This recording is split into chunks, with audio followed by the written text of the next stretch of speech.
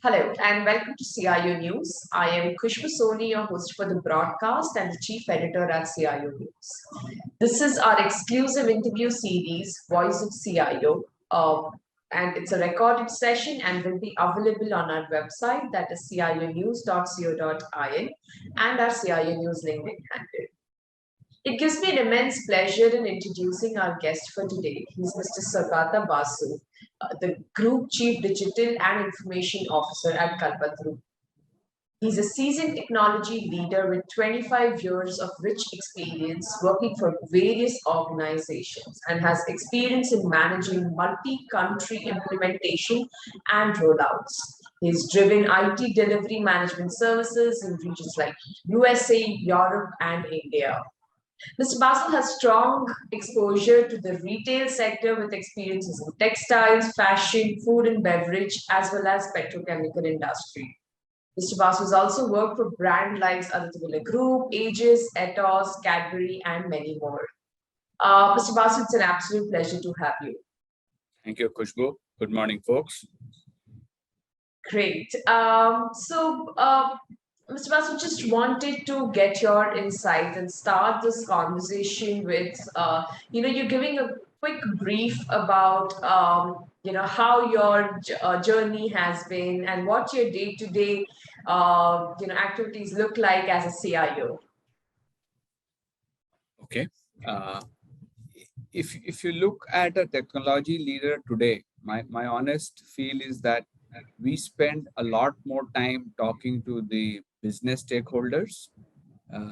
We are much more involved in understanding the nuances of businesses, the current challenges, and the direction the business wants to get to. Which is a big difference to, let's say, what it was 3-4 years earlier, where we were largely focused on running large programs, spending more time with the IT partners. So we were probably more insular in terms of our focus, more focused only on the technology delivery part of it. Today, I think the role of a technology leader is much more open, much more, business contextual. So I think if I look at my day, probably more than half of the time goes in interacting with business users, either leaders or across the level. Sometimes you have to talk to the end user, the guy on the ground, and figure out what he wants. Probably 30% of the time goes in managing large programs. You have the steering committee meetings or the governance meetings, and bulk of the remaining time goes on technology, either working with partners or attending events. So I think that's more or less the split, I would say. Got it. My follow-up question is, post this pandemic, I mean, what are the strategies while we are in this journey and there's a lot of innovation brought in by the CIOs to help business, drive continuity? Post the pandemic, what strategies, you believe that organizations should look at to improve employee and customer engagements and connectivity? Yeah, I think that's a very relevant question, probably at a very early stage post-pandemic. So one thing, the pandemic, and I think we all acknowledge that a big flip to digital adoption has been because of the pandemic. I mean, I'm not saying necessarily only the pandemic, but definitely a lot of the interventions which we were driving, the adoption has increased dramatically. More importantly, the acceptance that technology is the means to leverage change, means to reach out to customers. I think that's accepted by all the CEOs, CFOs, CXOs. So I think that's a huge journey forward. Now that the pandemic is drawing to a close, I think there'll be 2-3 things which will happen. If you look at the customer side, I think they are also used to a way of working where necessarily they need not interact with the person. They have different means of communicating with us, different means of collaborating with us. So it is important as leaders that we continue to nurture that good practice which we have managed to develop. We just don't abandon it and completely go back to a physical way. So that the word which people have nicely coined, digital, I think that is something probably we should continue to leverage, because it is a very efficient and effective way to collaborate with the customer. That's one part. Second is, if you look at customers and employees, we have undergone a big change in the way we are working, especially on the employee side. We have been working remotely from home. Many of the, let's say, people who were earlier not front-end customer-facing staff today have been exposed to the customer, which is brilliant. They are speaking to the customer. The delivery guy, he's directly being reached out to the customer to sort out the problem. So that has built a connect again, which we should nurture, because that's again something great which has happened. The more technology team connects to the customers, the more back-end team knows what the customer wants, better will the service delivery will be. That is second. But if you look at the employees, there has been a big shift in how they are working. Their hours are more flexible. Probably we are able to stretch them more because they are working from home. The problems around commute, the challenges of living in large cities, many people have kind of moved away from that. I think now to come back to that, it's a big shift back in terms of how they are working. So we as organizations, we need to be supportive of handling this change in way of working, change in outlook also, because technology, the workforce is very young, the workforce is very dynamic, and in all honesty, it's a very booming industry today. So so people will probably have multiple options to consider. So I think as an organization, we need to really be receptive to how do we handle the employee part of things. The fourth big thing we will have to do is reacquaint ourselves with the organization's goal. If you see the pandemic period, most organizations had kind of shifted the goals, adjusted the goals, because the industry everywhere we were going through tough times. Now again, we will be probably trying to drive at double the speed, or at least go back to the pre-pandemic speed. That means employees and customers both need to reacquaint ourselves with the organization. One, in many cases, we have had a lot of new hires who have not really seen their offices, their peers. So how do we introduce these set of new hires to the organization culture, get them quickly adopted to the organization culture? So I think these are some of the things which we as organizations will need to focus on post-pandemic. Right. Very true. In fact, on the last point that you mentioned, getting employee adjusted to the culture, my follow-up question to that is, one of the key things of organizations was also to measure employees' productivity and effectiveness.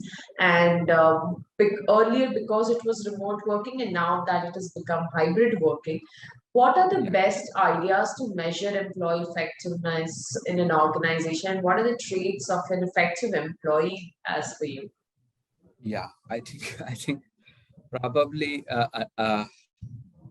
difficult and a very relevant question. If you look at all of us, we are obviously getting measured by the standard KPIs in terms of you have your goals, you have the KPIs, and you have the metrics that you have performed and delivered, and that obviously needs to continue to happen. It needs to be made as objective and as quantifiable as possible, and also as transparent as possible, so that at a given moment of time, I think that's the shift which we need to do, because people are not necessarily in front of us. We are not necessarily meeting that often. That I, as an employee, am able to see how I am performing on a regular basis. So the dashboards should be visible to the employee on a continuous basis. But the big thing, I think the organizations which will really score are those who are probably looking at the intangibles in measuring the employee. So when I say intangibles, I will say, even though he's working remote or he's working from office, how is he collaborating? How is his customer interface skills when he interacts with the customer? Because more and more, as I said, people are interacting more. Is he always trying to understand what the customer wants, solve the problem, or is the focus more on saying, no, this is the way we do it, and if it doesn't get done, it's not my issue. Get it. So how do we measure that customer centricity of the employee? Third is obviously close to my heart, the digital quotient. Today we as consumers, we are very digital savvy. When we are at home or outside with friends, we are always on our mobile devices and smart devices and doing stuff, aware of everything. That same level of digital savviness we must start showing at work. And sometimes that doesn't happen naturally. People are very protective about their manual methods or the way they have been doing things for 10 years and saying, if anything new comes, they'll get disturbed. The digital adoption, digital savviness, I think that really needs to be measured and appreciated, because that's where innovation, that's where risk-taking ability, those things will come out of you being very digitally aware, very digitally savvy. And the last piece, which is always something I value the most, is collaboration. Problem of remote thing is you always become individual. You look at your own small deliverable and you kind of work in isolation. But how do you collaborate so that the deliverable, the organization benefits from a wider knowledge, not just what you know? I think these 4 or 5 things that the real smart organizations, they have started to value that. I think that's my view. Great. Ms. Basu, why do you think is technology known as a digital workplace toolbox? Any thoughts on that? Okay. Workplace toolbox. Okay, I have been in technology for now almost 3 decades, maybe a little Yeah. under 3 decades. So I know I will probably cover the question across my own technology exposure. So if I look at technology today, Khushbu, it is synonymous to digital, and in many cases synonymous to business. I'm not saying in all cases, but for example, in your business, your business, technology is business. If I don't have technology, it'd be very difficult to do these kind of interactions or reach out to a larger audience. Or, Correct. we know all the Amazons of the world, technology is their business. So, I mean, that's Right. established.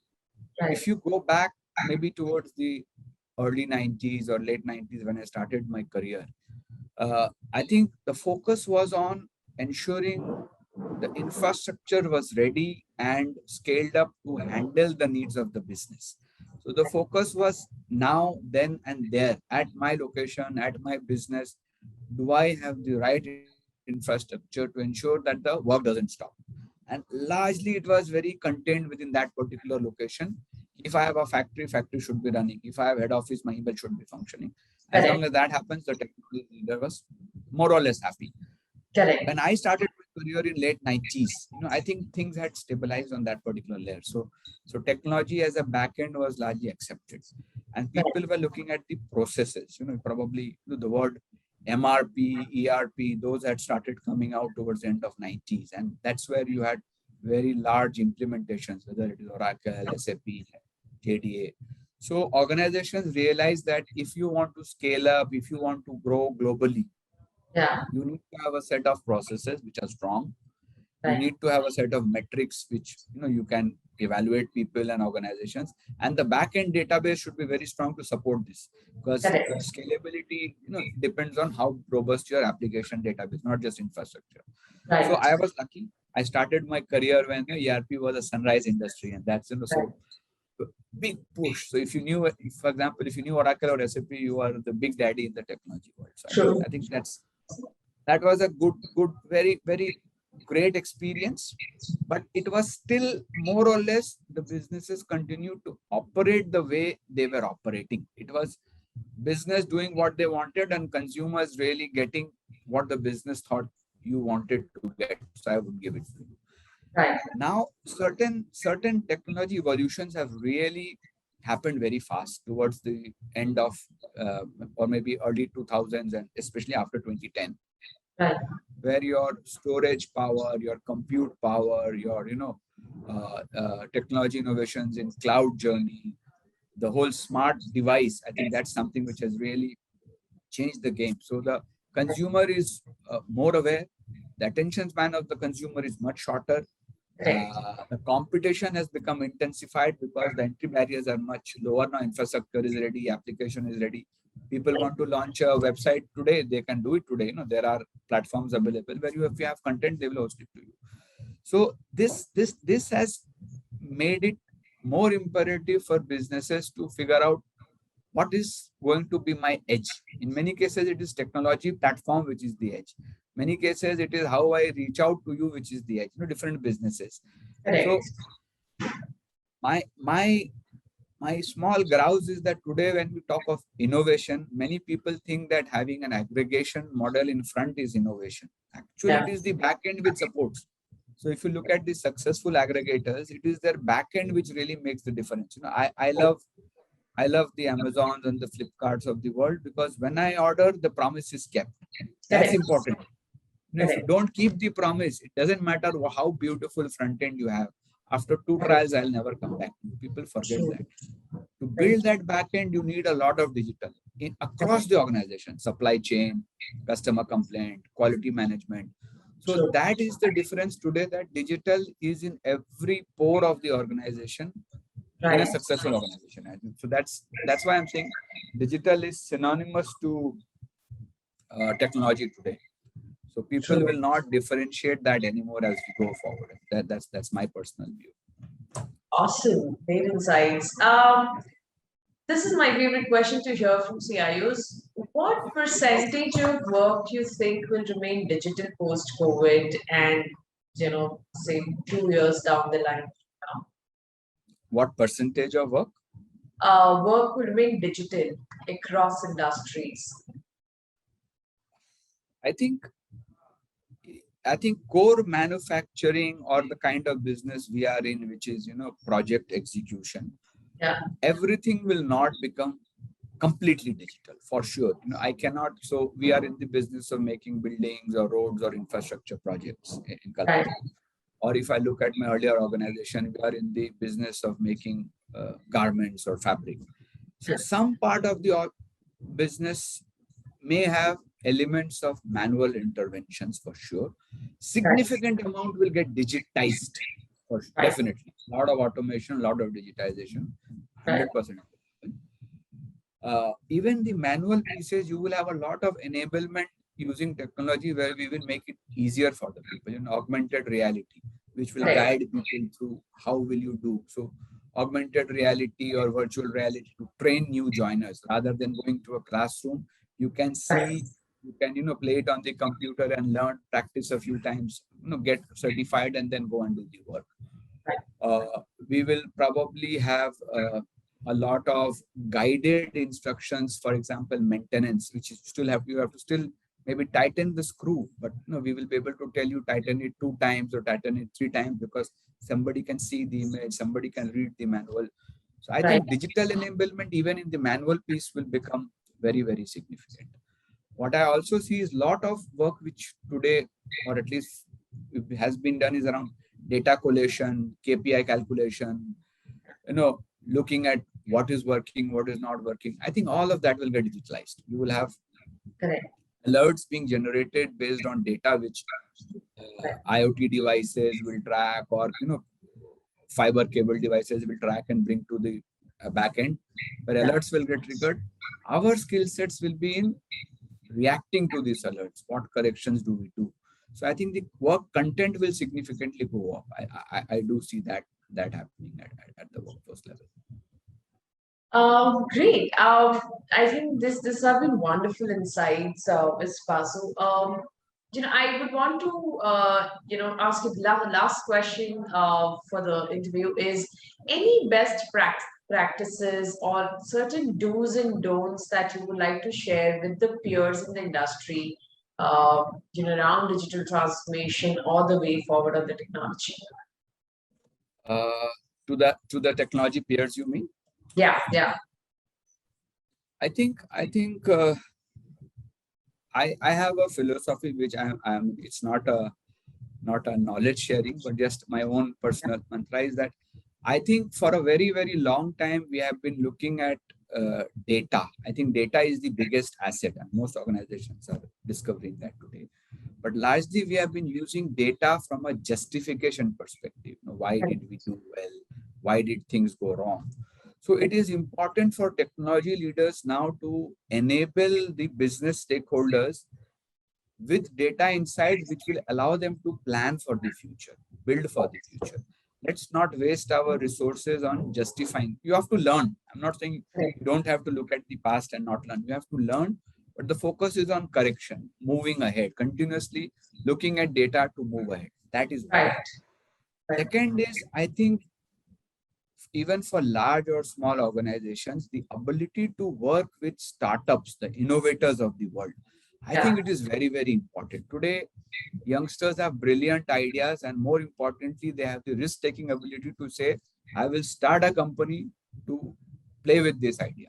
As people now who have 3 decades or 2 decades of experience, maybe we will not have our own startup, but I think our organization benefits if we really experiment with these startups, nurture them. In some cases, we will fail. It's the use case which you have to keep trying. The startup never fails. It may be the wrong use case which you're using.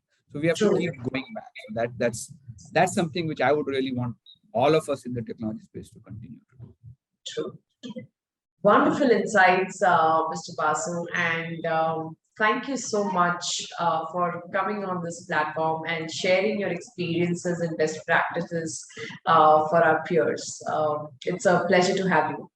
Thank you, Khushbu. My pleasure. Very insightful questions, I must say. Thank you so much. Thank you so much.